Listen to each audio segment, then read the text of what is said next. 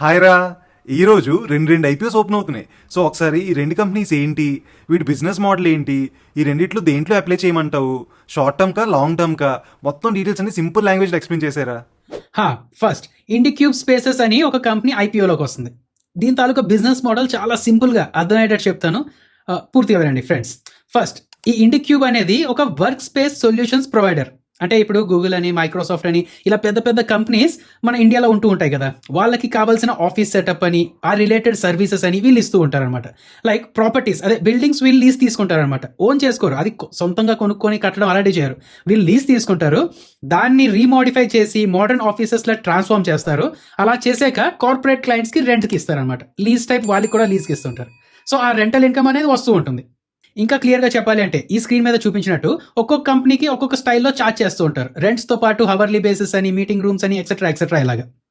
దాంతోపాటు ఇంకొన్ని value added services like cafeteria అని, హౌసింగ్ సర్వీసెస్ అని, ఎంప్లాయ్ ట్రాన్స్పోర్టేషన్ కాంట్రాక్ట్స్ తీసుకోవడానికి, ఈవెంట్ మేనేజర్స్ అని, ఐటీ ఇన్ఫ్రాస్ట్రక్చర్ లైక్ ఇంటర్నెట్ అని, టెక్ సపోర్ట్ అని, ప్రింటింగ్ అని ఇలాంటివి ప్రొవైడ్ చేయడం, ఇలాంటి వాటి ద్వారా కూడా రెవెన్యూస్ తీసుకుంటూ ఉంటారు వీళ్ళు.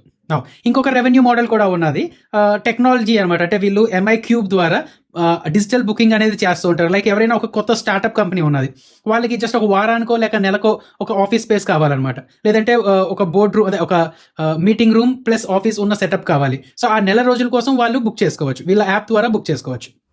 ఓ బాగుందిరా. మరి ఇంకెక్కడెక్కడ ఉన్నాయి వీళ్ళ ఆఫీస్ సెటప్స్?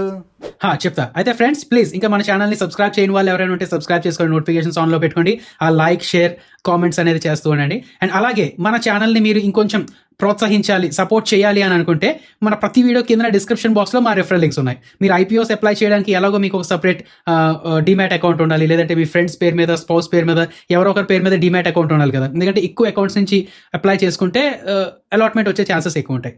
సో అలా కూడా యూజ్ అయ్యేటట్టు మన ప్రతి వీడియో కింద డిస్క్రిప్షన్ బాక్స్లో రెఫరల్ లింక్ ఉన్నదండి. దాని ద్వారా మీ అకౌంట్ ఓపెన్ చేసుకుంటే మాకు కొంచెం సపోర్ట్ చేసిన వాళ్ళు అవుతారు. ఓకే కదా. నౌ వీళ్ళ గురించి చెప్పాలంటే వీళ్ళ వెబ్సైట్లోనే చూపిస్తాను చూడండి.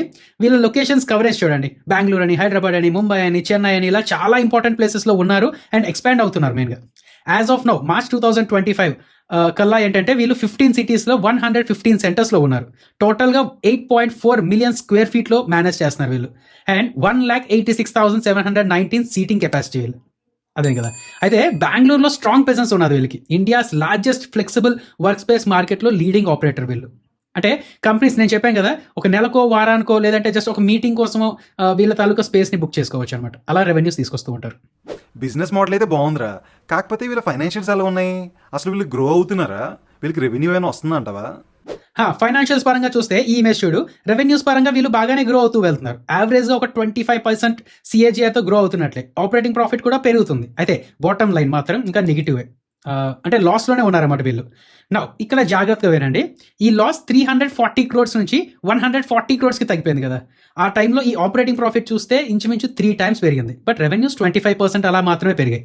అంటే వీళ్ళు ఆపరేటింగ్ ప్రాఫిట్ మార్జిన్ చూడండి, 27% నుంచి 58%కి పెరిగింది. సో ఫైనాన్షియల్స్ ఇంప్రూవ్ అవుతున్నట్టే. లాస్లో ఉన్నారు బట్ ఫైనాన్షియల్స్ ఇంప్రూవ్ అవుతున్నాయి. అయితే ఇక్కడ చిన్న విషయం ఏంటంటే ఇది 2025 March 2025లో ఇంప్రూవ్మెంట్ వచ్చినట్టు చూపించారు. December 2024లో వీళ్ళ ఆడిటర్ మారిపోయారు అనమాట. సో కొత్త ఆడిటర్ రావడం, ఆ టైంలో రెవెన్యూస్ అవన్నీ, అంటే లైక్ ఫైనాన్షియల్స్ బాగా చూపించడం, లాస్ తగ్గించడం, ఇలాంటివన్నీ కనెక్ట్ చేస్తే ఏదో ఒక ఫౌల్ ప్లే, ఒక రాంగ్ డూయింగ్ ఏమైనా జరిగి ఉండొచ్చేమో అని ఇన్వెస్టర్ కమ్యూనిటీ భయపడుతుంది. ప్రస్తుతానికి దానికి ఆధారాలు ఏమీ లేవు, బట్ కొంచెం ఆ విషయం పరంగా చూస్తూ ఉండాలి. అంటే ఇది ఒక రెడ్ ఫ్లాగ్ లాంటిదా? చెప్పాం కదా, పూర్తి అనాలిసిస్ చేస్తే తప్ప ఏం చెప్పలేం. నార్మల్ అనాలిసిస్ చేస్తే అంత బాగానే ఉంటుంది. లైక్ కాస్ట్ కంట్రోల్ చేయడం వల్ల ఎక్స్పెన్సెస్ తగ్గించారని చెప్పి, ఆక్యుపెన్సీ రేట్ పెరగడం వల్ల ఎఫిషియన్సీ పెరిగిందని చెప్తారు. సో నార్మల్గా మనం ఏం చెప్పలేం. అలాగే ఇంకొక విషయం ఏంటంటే వీళ్ళు బిల్డింగ్ లీజ్ తీసుకుంటారు కదా, సో కొంత ఎక్స్పెన్సెస్ పెడుతూ ఉంటారు కదా దానికి. వాటి రిపోర్టింగ్ వేరేగా చేయొచ్చు. లైక్ ఎక్స్పెన్సెస్ మొత్తం ఒక ఇయర్లో కాకుండా ఒక 10 yearsకి స్ప్రెడ్ చేయొచ్చు. అంటే అకౌంటింగ్ ప్రిన్సిపల్స్, రూల్స్ ఫాలో అవుతూనే అకౌంటింగ్ ప్రిన్సిపల్స్ మార్చుకుంటూ వీళ్ళు అలాగే ఎక్స్పెన్సెస్ తగ్గించంటే ఈ ప్రెసెంట్ ఇయర్లో ఎక్స్పెన్సెస్ తక్కువ చూపించవచ్చు అనమాట.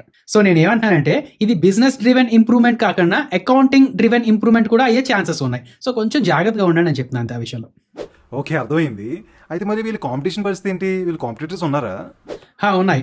ఈ ఇమేజ్ చూడు. ఇందులో ఆఫీస్ది ఇప్పుడు చెప్పుకున్న ఇండిక్యూబ్ది almost same business model. Smart works మాత్రం కొంచెం, అంటే లార్జ్ కార్పొరేషన్స్కి క్యాంపస్ మొత్తం మేనేజ్ చేస్తూ ఉండే వర్క్స్ తీసుకుంటూ ఉంటారు వాళ్ళు. ఇంకొక డిఫరెన్స్ చెప్పే ముందు ఇంకొక విషయం చెప్పాలి. ఈ ఇండిక్యూబ్ తాలూకా నెగిటివ్లో చెప్పాలి అంటే close to 65% of the revenues Bengaluru నుంచే వస్తూ ఉంటాయి. అండ్ బెంగళూరు, పూణే, చెన్నై కలుపుకుంటే 90% ఆఫ్ ద రెవెన్యూస్ అక్కడి నుంచే వస్తాయి. ఇప్పుడు ఇంకా ఎక్స్పాండ్ అవుతానా అంటున్నారు, బట్ ఇప్పటికైతే జియోగ్రఫికల్ కాన్సన్ట్రేషన్ రిస్క్ ఎక్కువే ఉన్నది. అదేందా. అలాగే ఆఫీస్ పరంగా AWFIS ఆఫీస్కి పాన్ ఇండియాలో బ్యాలెన్స్ అప్రోచ్ ఉన్నది. Smart works of course premium ఫోకస్లో వెళ్ళిపోతుంది కాబట్టి దాని గురించి ఎక్కువ మాట్లాడినాం.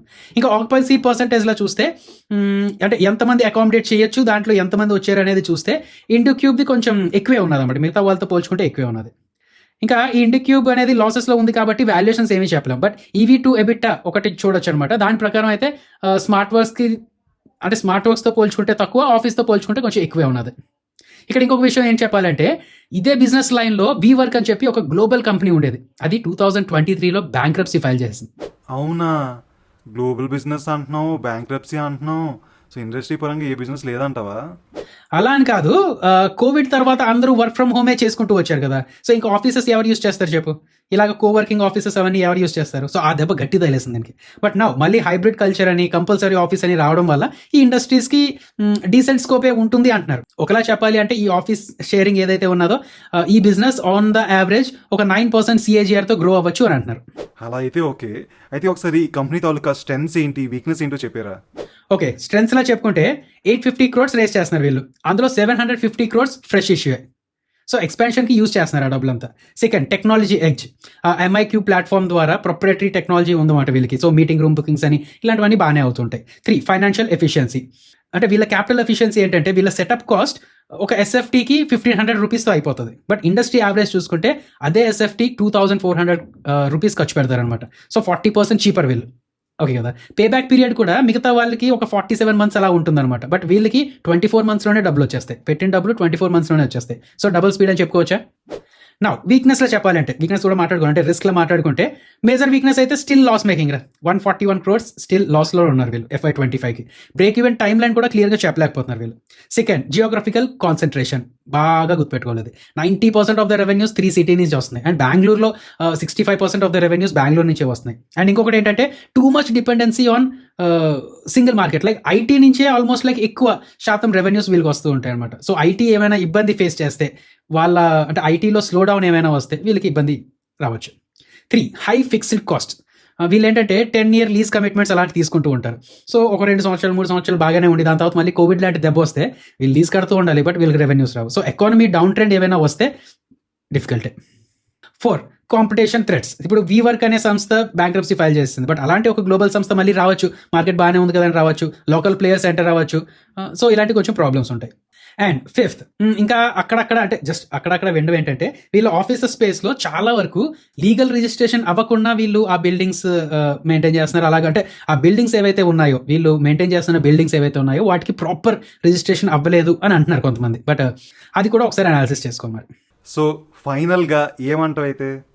చెప్తాను ఫ్రెండ్స్, మీరు అప్లై చెయ్యండనో చెయ్యకూడదనో చెప్పడం మా ఉద్దేశం కాదు. ఇవేమీ డైరెక్ట్ ఫైనాన్షియల్ అడ్వైస్ కాదు.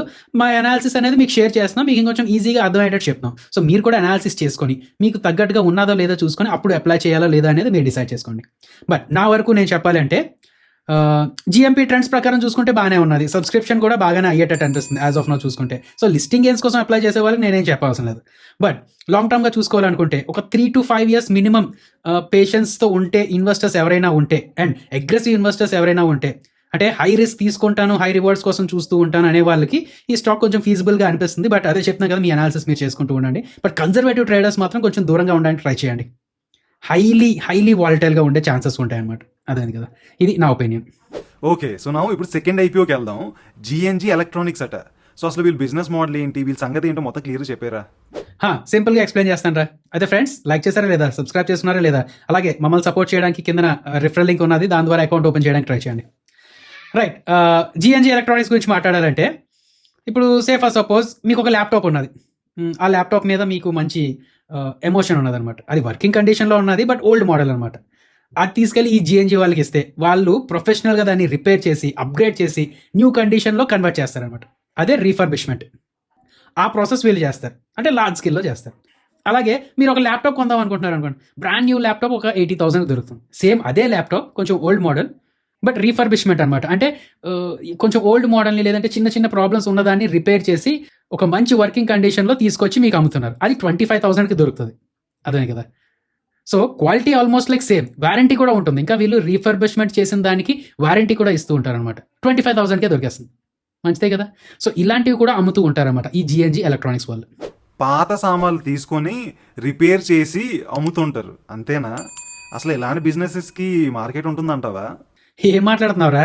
38 కంట్రీస్లో ప్రోడక్ట్ సెల్ చేస్తుంటారు. 4,154 టచ్ పాయింట్స్ ఉన్నాయి వీళ్ళకి గ్లోబల్లీ. 5 ఫెసిలిటీస్ ఉన్నాయి, India, USA, UAE and 1,200 employees కూడా ఉన్నారు. 58,000 స్క్వేర్ ఫీట్లో వీళ్ళ తాలూకా ప్రొడక్షన్ అదే వర్క్ ఏదైతే చేస్తారో దాని తాలూకా బేస్ కూడా ఉన్నది.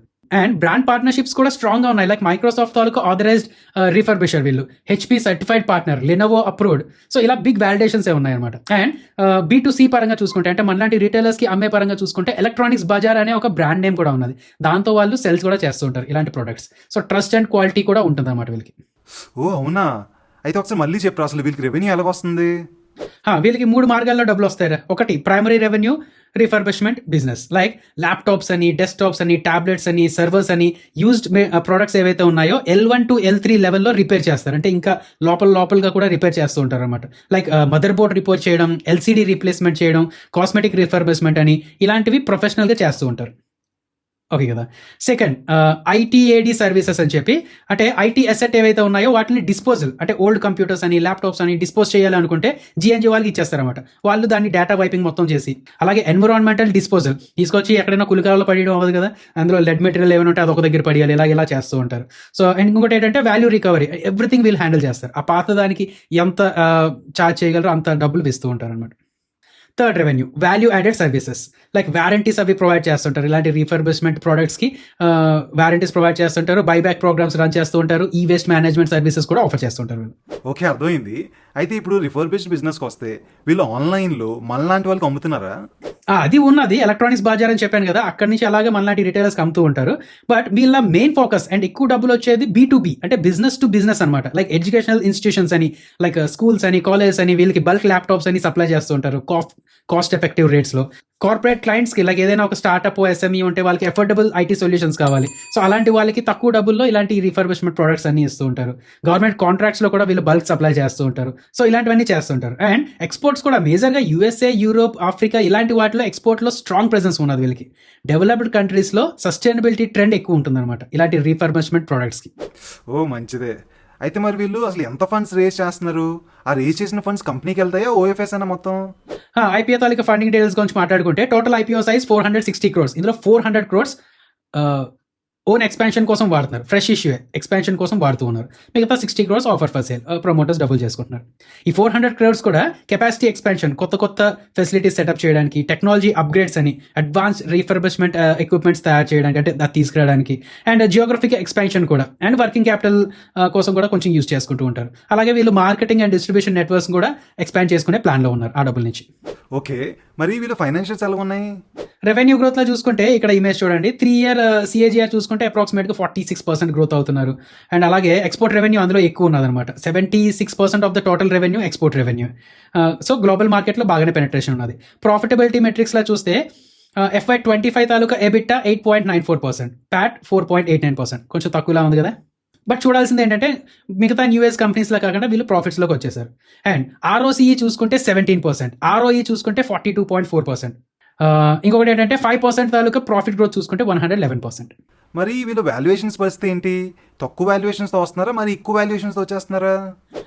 వాల్యుయేషన్ మెట్రిక్స్లో చూస్తే PE రేషియో 39లో ట్రేడ్ అవుతున్నారు. అది అంటే వాల్యుయేషన్ ఇంకెలా కంపేర్ చేయలేం, ఎందుకంటే ఒక లిస్టెడ్ ప్లేయర్ అనేది దీనికి లేరు. అనార్గనైజ్ ప్లేయర్స్ ఉంటూ ఉంటారు, బట్ ఒక లిస్టెడ్ ప్లేయర్ అనో లేదంటే వీళ్ళతో కంపేర్ చేయొచ్చు అనేది ఏమీ లేదు. IT సంబంధించి వేరే ప్లేయర్స్ ఉన్నారు. నెక్స్ట్ ఇంకోటి ఏంటి, ఆ వేస్ట్ డిస్పోజల్ సంబంధించి వేరే ప్లేయర్స్ ఉన్నారు. బట్ దీని తాలూకా లిస్టెడ్ పియర్స్ అనేది సపరేట్గా లేదు. బట్ మార్కెట్ సెంటిమెంట్ బట్టి చూసుకుంటే గ్రే మార్కెట్ ప్రీమియం బాగానే ట్రేడ్ అవుతుంది కదా. సో పాజిటివ్ సెంటిమెంటే ఉన్నట్టున్నది. అండ్ సబ్స్క్రిప్షన్ కూడా హైలో ఉండేటట్టు ఉన్నది. సో అదే, అంటే నీ క్వశ్చన్కి డైరెక్ట్ ఆన్సర్, వాల్యుయేషన్ పరంగా చెప్పాలి అంటే అంతలా పూర్తిగా చెప్పలేము, బట్ ఓకే డీసెంట్ వాల్యుయేషన్ అనిపిస్తుంది. మరి ఎక్కువ వాల్యుయేషన్లు అయితే అడగట్లేదని అనిపిస్తుంది. ఓకే, అయితే మరి ఈ ఇండస్ట్రీ పరిస్థితి ఏంటి అసలు? అంటే ఫ్యూచర్లో ఈ రిఫర్బిష్డ్ బిజినెస్కి మంచి డిమాండ్ ఏమైనా ఉంటుందా అంటావా? ఈ మార్కెట్ ఒక 30% CAGRతో గ్రో అవ్వచ్చు అంటున్నారు. గ్లోబల్ ఆపర్చునిటీ కూడా చాలా బాగున్నది అండ్ సస్టైనబుల్ ట్రెండ్ లాగే అనిపిస్తుంది అనమాట ఇది. అదే కదా, ఎందుకంటే కాస్ట్ కాన్షియస్ తాలూకా జనాలు స్టార్ట్ అవుతూ ఉంటారు. అండ్ గవర్నమెంట్ తాలూకా సపోర్ట్ కూడా ఈ వేస్ట్ మేనేజ్మెంట్ రూల్స్ ఏవైతే ఉన్నాయో వీటిని బాగా ప్రమోట్ చేస్తుంది. సో అక్కడి నుంచి కూడా వీళ్ళు కొంచెం ఎక్కువ రెవెన్యూస్ వస్తూ ఉంటాయి. ఓకే, అయితే ఇప్పుడు స్ట్రెంగ్స్ అండ్ వీక్నెస్కి వద్దాం. ఫస్ట్ అయితే వీక్నెసెస్తో స్టార్ట్ చేయరా? ముందు రిస్క్లా చెప్పుకుంటే ఈ యూజ్ డివైసెస్ ఏవైతే ఉన్నాయో వాటి తాలూకా క్వాలిటీ మారుతూ ఉంటుంది. ఒకసారికి ఒక మంచి క్వాలిటీ మెటీరియల్ వస్తుంది, ఒకసారి తక్కువ క్వాలిటీ ప్రోడక్ట్ రావచ్చు. సో ఆ సప్లై డిపెండెన్సీ ఎలాంటి మెటీరియల్ ఎలాంటి ప్రోడక్ట్ వస్తుంది అనేది చూసుకుంటూ ఉండాలి. టెక్నాలజీ షిఫ్ట్ అయిపోతూ ఉండొచ్చు. ఇప్పుడు వీళ్ళకి ఫర్ ఎగ్జాంపుల్ iPhone 14 అనుకోండి, iPhone 14 దాకా ఫోన్ వచ్చింది, దాన్ని ఏదో బాగు చేశారు, అది ఇది చేశారు, మార్కెట్లోకి పంపించారు. ఈ లోపల iPhone 17, 18 వస్తాయి, 14 ఎవరు కొనుక్కోవచ్చు కదా. సో టెక్నాలజీ షిఫ్ట్స్ అనేది కొంచెం ఉంటూ ఉంటుంది, అందుకని వీళ్ళు జాగ్రత్తగా ఉంటూ ఉండాలి. బ్రాండ్ రిలేషన్షిప్ కూడా వీళ్ళు HP, Lenovo, మైక్రోసాఫ్ట్తో బాగానే పార్ట్నర్షిప్ అయి ఉన్నారు. బట్ అలాంటివి ఏమైనా కొంచెం మిస్ అయితే ప్రాబ్లం అవ్వచ్చు. క్వాలిటీ ఇష్యూస్ కూడా వీళ్ళు ఆ ప్రోడక్ట్ అమ్మేస్తారు, బాగానే ఉంది, అది ఒక 2-3 నెలల తర్వాత టప్పని పేలిపోయింది అనుకోండి, వీళ్ళ తాలూకు ప్రోడక్ట్స్ అంటే వీళ్ళకి బ్రాండ్ రెప్యుటేషన్ కొంచెం ప్రాబ్లం అయ్యే ఛాన్సెస్ ఉన్నాయి. అలాగే మార్కెట్ రిస్క్లా చూసుకుంటే ఎకానమీ తాలూకు స్లో డౌన్ వల్ల వీళ్ళు కూడా ఇంపాక్ట్ అవుతారు. లైక్ ఐటీ స్పెండింగ్ తగ్గితే వీళ్ళు B2B సెగ్మెంట్, B2C సెగ్మెంట్ ఇలాంటి వాటిలో సేల్స్ తగ్గే ఛాన్సెస్ ఉన్నాయి కదా. అదే లేదా రెగ్యులేటరీ తాలూకా చేంజెస్ కూడా, ఒకవేళ ఈ వేస్ట్ అని ఇంపోర్ట్ ఎక్స్పోర్ట్ రూల్స్ అని ఇందులో ఏమైనా చేంజెస్ చేస్తే వీళ్ళకి ప్రాబ్లం అవ్వచ్చు. అలాగే 75% ఆఫ్ ద రెవెన్యూ ఎక్స్పోర్ట్స్ నుంచే వస్తున్నాయి కాబట్టి కరెన్సీ రిస్క్ కూడా ఉంటుంది. ఓకే, అయితే మరి ఇప్పుడు వీళ్ళు స్ట్రెంగ్స్ ఏంటో కూడా చెప్పారా? స్ట్రెంగ్స్లో చెప్పాలంటే ఇలాగా ఈ రీఫర్బిష్మెంట్ సెగ్మెంట్ ఏదైతే ఉన్నదో ఈ కేటగిరీకి అటెన్షన్ అనేది వస్తుంది. ఇప్పుడు ఇది గ్రో అవుతుంది, ఈ సెగ్మెంట్ ఏదైతే ఉన్నదో ఇది గ్రో అవుతుంది. అండ్ వీళ్ళకి స్కేల్ తాలూకా బెనిఫిట్స్ కూడా ఉన్నాయి కాబట్టి, అంటే ఇది ఎంత గ్రో అవుతూ ఉంటే వీళ్ళ తాలూకా ఎఫిషియన్సీ ఇంకా అంత పెరుగుతూ ఉంటుంది అనమాట. సో అది వీళ్ళకి పాజిటివ్. అండ్ చెప్పాం కదా, ఎక్కువ కాంపిటీషన్ కూడా లేదు కాబట్టి డామినెంట్ ప్లేయర్ వీళ్ళే అవనున్నారు కాబట్టి వాల్యుయేషన్ ప్రీమియం కూడా పెరిగే ఛాన్సెస్ ఉంటాయి ఫ్యూచర్లో.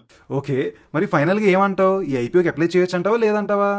వాల్యుయేషన్ పరంగా చెప్పాలి అంటే PE పరంగా ఒక 39 అలా ఉన్నది. ఇలాంటి మ్యానుఫ్యాక్చరింగ్ బిజినెస్ లైక్ మనం డిక్సన్ మ్యానుఫ్యాక్చరింగ్ అని ఇలాంటివి కూడా చూస్తూ ఉన్నాం కదా, వాటితో పోల్చుకుంటే కొంచెం డీసెంట్ వాల్యుయేషన్ అని అనిపిస్తుంది.